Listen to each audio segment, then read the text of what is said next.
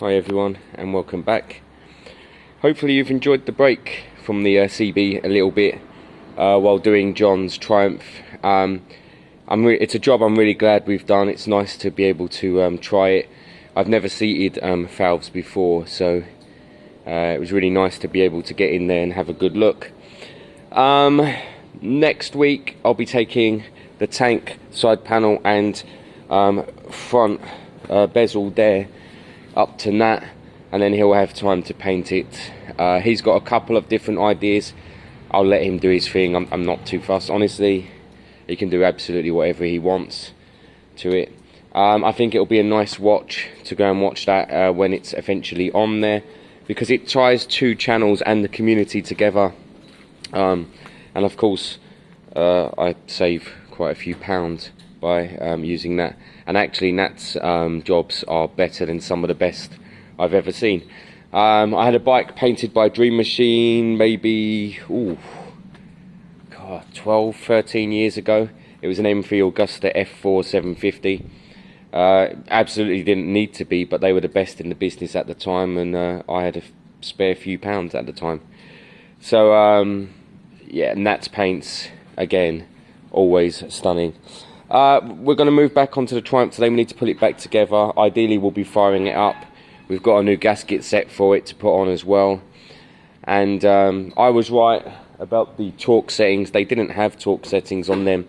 They just kind of did it, and if it needed nipping up, they nipped it up a bit later. And I knew that because that's popped up for me before. With this, there isn't that much left to do. I'm not going to put the side casings on next. There's no point. I'm going to get, like I said, I'm going to strip this off. This will go to Nat next weekend if Nat's happy to receive it next weekend. I think I will get some handlebars ASAP. Side casings will go on. I think they'll go on when everything comes back from that. And that's kind of going to be the bike for now. I am going to get a better rear light for it because I wanted a single sticky up one. And then that's it. But next year, depending on funds and stuff, I think I'll be stripping it down fully, completely cleaning the engine, because we got a really nice job on here. Ideally powder coating the whole frame, ideally chroming a couple of bits, and actually just making it the absolute full bike that it can be, because it's lasted this long. And at some point I'm going to get in here. This is the centrifugal oil filter. Apparently they can look terrible on the inside, or they can be absolutely fine. I think Laguna said he reckons it will be bunged up. I'm not sure, because it had a the oil was fairly fresh in it, so I'll be in 2 months. But I'll pop that off at some point. But for now, we're going to pull out the Triumph, get the build finished, and hopefully maybe fire it up today and see if the imbalance between the two cylinders are a bit better.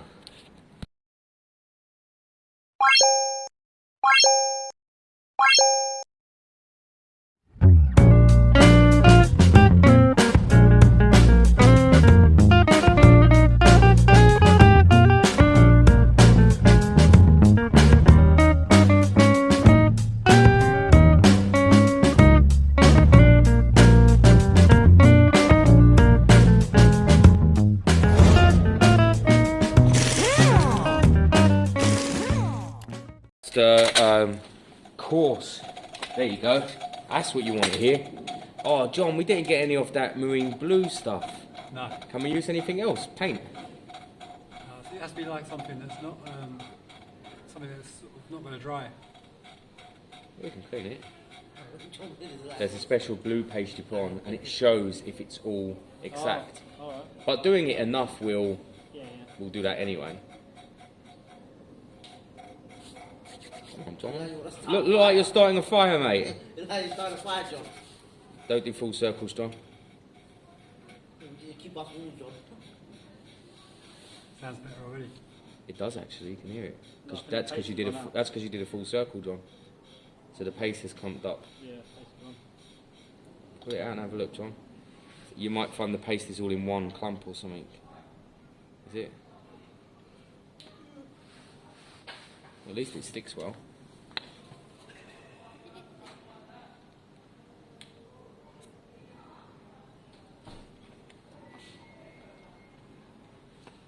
At least it's a good tight seal there. Yeah.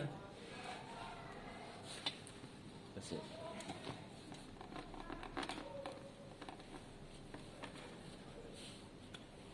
Seems quite tight actually. Quite tight, isn't it? When we reassemble it, a bit of engine oil on there, John. You know, for its first. Has it clumped up, John? I'm just looking. Yeah, it's come up the edges there. Yeah. And chuck some more on, mate. I've done a nice little clean bit around the outside and that. Yeah. Yeah, and then you do it again with the fine stuff. And then you seat it, put it all back in and leave it. But then you have to remember what one we've done. Oh, that's true, yeah. Well, it's the clean one at the moment, isn't it? It's like toothpaste, isn't it? Yeah, I don't think none of us are good at that, are we? I watched them online, John. They didn't take too long, mate. Like 2-3 minutes. As long as they didn't spin it in full circles. Do you want to put a bit of WD on the stem, John? I think it'd be alright if it's going in now. I just wonder if it's grinding though. No? That's what you want to hear.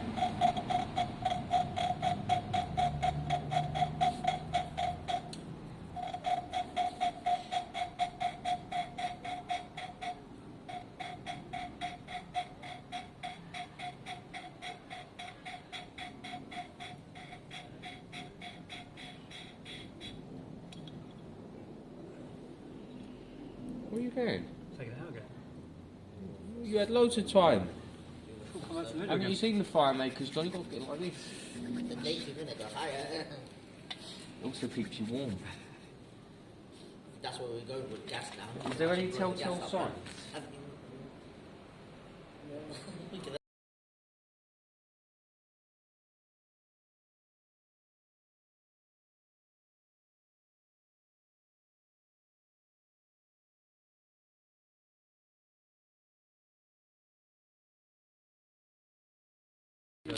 It was a better technique, John.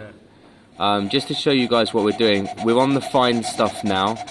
It's kind of 3, 4, 5 minutes of the course. And then you do the fine grit. And actually, then you clean it off, you put it back and you leave it alone. You shouldn't do full circles just because it clumps, but you should do wide circles. And you should do a little bit more left and a little bit more right. Because when you actually see it fully, you just want to know that all the way around it's level. And actually it looked cleaner, I thought, John. It looked like we'd created a cleaner edge. It doesn't hurt to put the paste back on and go again. I'll do that thing again. Well, a couple of times. And then put everything back on, seat it, leave it alone. You've done it.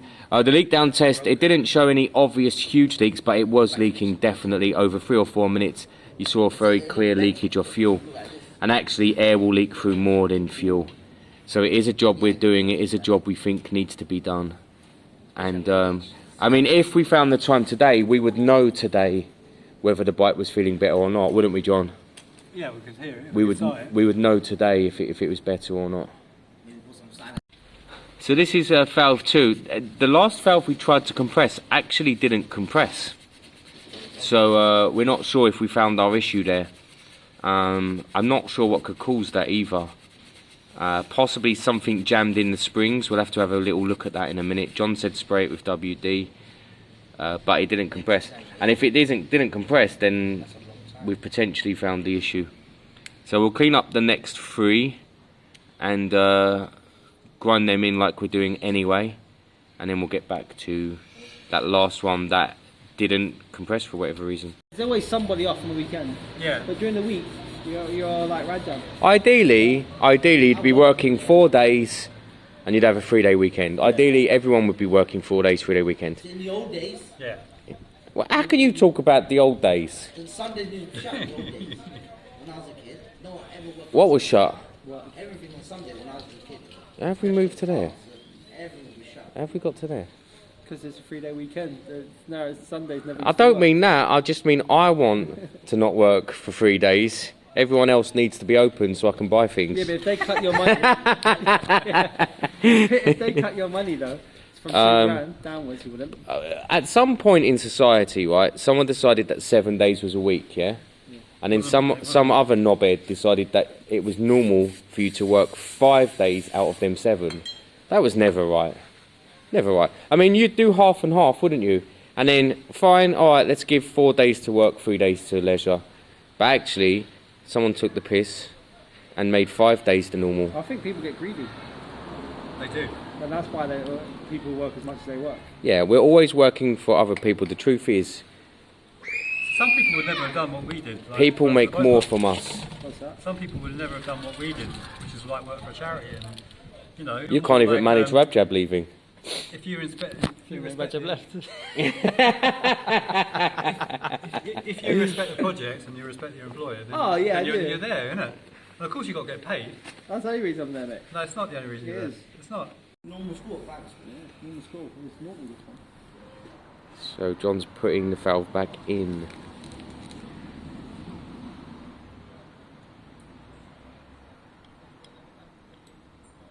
I think this one's a 2-man job. Yeah, but where's the bar? You got it. You got it. The bar, The bar is this high, Danny. And Danny's working, and John's working at this level. Yeah, you got one eye and one glasses. Look at the concentration. It's like a documentary. It's good. It's good to try on your own out of curiosity, John. But if you need me, Like, he's in the wild. He's in the wild. I'm just one jump away, mate. You see him in his natural habitat, screwing valves, Screwing valves. grinding. Yeah, you're not meant to put that in there. No, I think some of the stuff we did was quite funny. 2 hours later. Right. All right. So, what are these called, John? These? Push rods. Oh, they're the push rods. So push rods are in. They just seat on the on kind of cups, and then the surrounding tubes go on. You don't. Oh God, that sounds like Rabjab. You don't power them up or anything. As in, you just push them down and seat the tubes, and then it will be the head here that kind of holds it all in place at the end.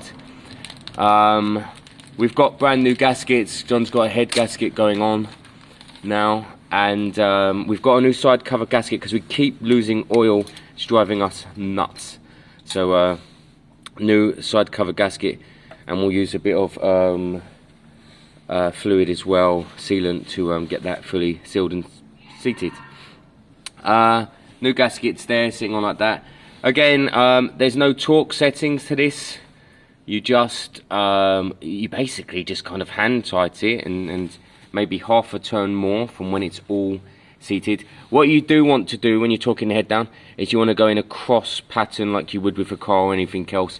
So it would be something like here, here, here, here, here, here, here, or actually it'd be there, there, there, there, something like that. So there, there, there, there, there, there, there, there, and then my guess is you'd put the middle one down last, because you want the squish to come all at the same time from the same angle, if that makes sense. So you're squishing it down in a certain way. You would do the same with a head gasket on a car. Probably more important on a bigger one on a car. On a smaller one, you'd get away with just kind of doing it in an order that's not all of this side and then all of that side. So here, there, here, there, here, there, here, there, and then the middle one, torque it all down, and that will generally be your kind of cycle there. There'll be an actual specific diagram. It will be very similar to what I just said, I'm sure, somewhere. You can see when we did the seating last week, we cleaned up the valves as well, just to get a bit of the carbon build-up off. You don't need to go too nuts in there. Just what the main job was to seat the valves. Looking at the spark plugs at the moment, this one's very clean and this one's a bit darker, so whatever was going on was definitely creating some sort of combustion difference, at least. Whether it's right or wrong, it was a difference. That one was running probably a bit richer, that one was running probably a bit leaner. And actually, if we turn that over, yeah, funny enough, that's the side that's been giving us issues. So That's why it's so clean. It's because it hasn't properly been functioning. Hopefully we get that sorted today. I was saying to John earlier that I was looking it up this morning. I don't even know why or where it came from, but I was just considering it, and I was thinking about float heights. And just in case we've got unlucky enough that both right carbs on this set and the Mikunis happen to have bad float heights, it's something we'll check. I need to get the settings for this. I don't know what the gaps are, but we can find them online. I think it'd be worth checking the float heights if we find that we have a similar issue even after doing the valves. And even if we do after doing the valves, it's not an issue. We know now that we've done this. The other thing I'd want to check thoroughly before it goes back on is the actual rockers, the gaps. So I'd want to re-gap the head. I know we did it at some point, but actually in my head I'd want to buy a brand new set of feeler gauges that I've not used, get it in, make sure it's spot on, and we'll get the valve settings done as well. For the same reason, just to make sure it's all done. If you're very, very lucky, Rabjab, one day you'll be able to lick a car like that. he said I had a car, I had a BMW. Yeah, no one ever saw your BMW though, funny enough. How did you drive it? It was in the back. Maybe it was a dream. No, I had Shall I it. pull the car into here, Charlie? Yeah, pull it definitely into here. We'll put it on the garage. Right, guys, sorry about that. It was a long old 30 seconds of Rabjab talking about licking a Porsche. We're going to go for a quick lunch. But next step is to get all the push rods kind of lined up onto the rockers, and then settle all that down. I'm going to look online while we're at lunch and see what the settings are for the rockers, and we'll look at what's next. Hopefully we'll get to fire this up today. If not, I'll fire it up tomorrow or next weekend so that we can see. We'll know within a minute whether it's kind of better than it was, because the left pipe will heat up at a similar rate to the right pipe, although if you're sitting on the bike it would be the right pipe would heat up quicker because it wasn't.